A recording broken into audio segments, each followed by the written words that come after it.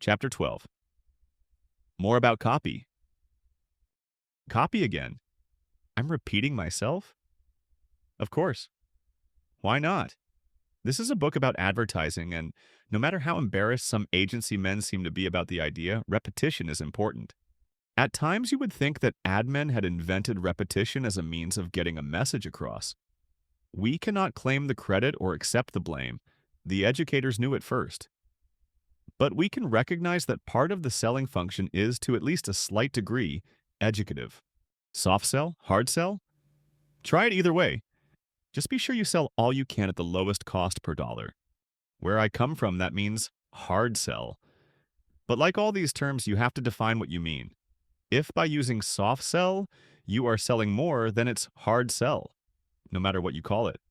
But if by soft sell you mean holding back the power that will sell more goods, you are all wrong. Don't play house in advertising. It costs too much. Look out for a wealth of words and a poverty of facts. Find out all you can about the product, all the consumer wants to know. Then give it to him with all the power you have. That means hard sell. It means to sell without quotation marks.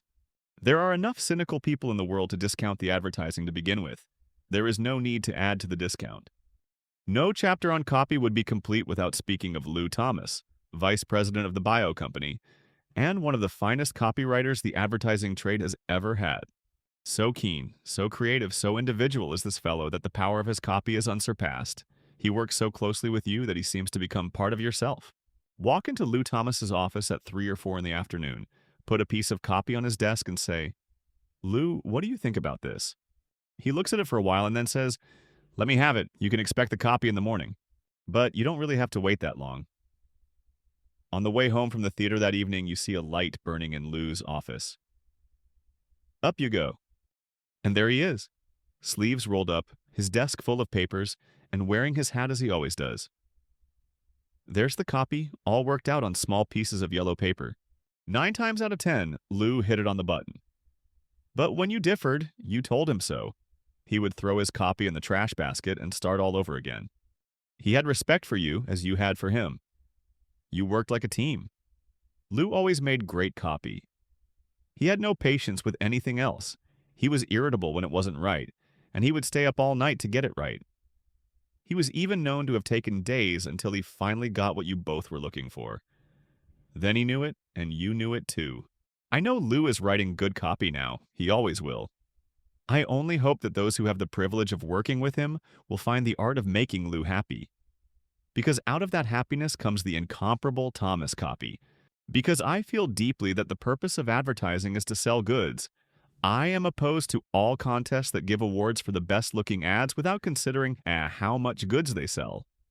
I am also opposed to considering art without copy, which is why these remarks are in this section.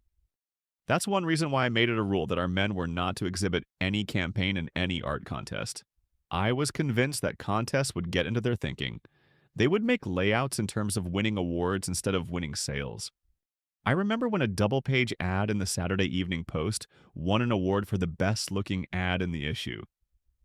I'll keep the name to myself purely as a matter of courtesy, but we had a single page in that same issue. It sold more goods by actual count than the other man's double page. Who won, the art director or the advertiser? Let's stay away from all these contests. They make for pretty advertising, but not for selling goods. Let's think of how much we can sell, not how good we look.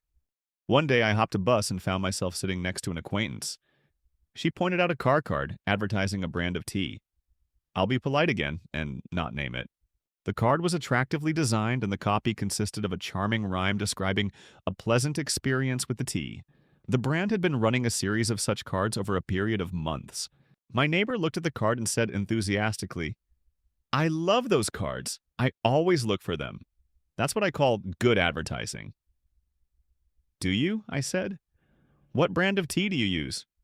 She paused, embarrassed but honest, and murmured, "Lipton's." Contributing to the aesthetic pleasures of your fellow men is unquestionably worthy. Entertain them if you like, but don't confuse that with good advertising. A copywriter often yearns to tell the whole truth.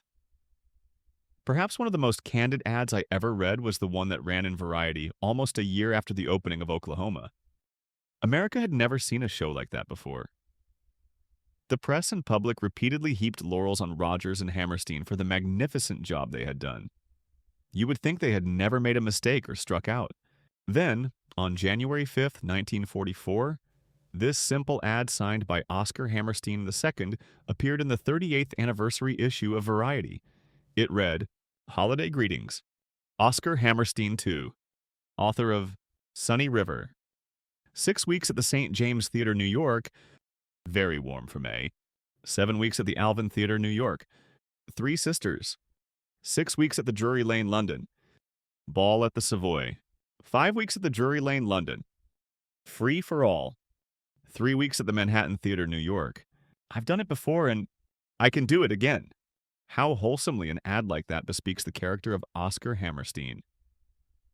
It had his sardonic sense of humor that told the world that what had happened before could happen again. He could create a failure. He never did, of course. Oscar Hammerstein went on to greater things. I first met Oscar and his devoted wife, Dorothy, in 1935, long before his great fame. But he was the same Oscar Hammerstein then that he was to the end. A truly gentle man who did what was right because he knew of no other way to do things. We built a lasting friendship that I will always treasure as one of those few true gifts from man to man. At his 60th birthday, Richard Rodgers had written over 1,000 songs. He has been writing songs for 40 years. Hear them now. They are as new today, as beguiling, as they were the day they were written. His songs sparkle with originality. He has one rule: to break rules. I have often heard people say about Dick Rodgers that he writes music in about the time it takes to sing it. Nothing could be further from the facts. It's not true of Dick Rodgers, and I doubt if it's true of anyone else who creates anything of quality. What really happens is that when Dick Rodgers is working on the creation of a show, it becomes a part of him. He knows and lives every nuance of it. The music gradually forms in his mind. When the time comes to write it down, he has thought it all out.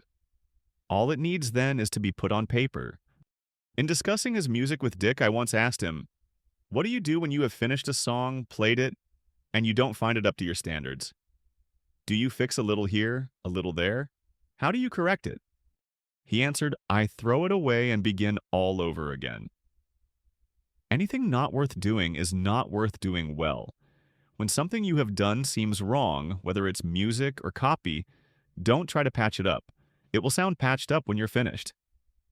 Throw it away. And if you're still sold on the idea, then start all over again.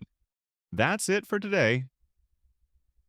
If you enjoyed this video, you might want to check our link in the description, where you'll find many other fundamental marketing books in different languages.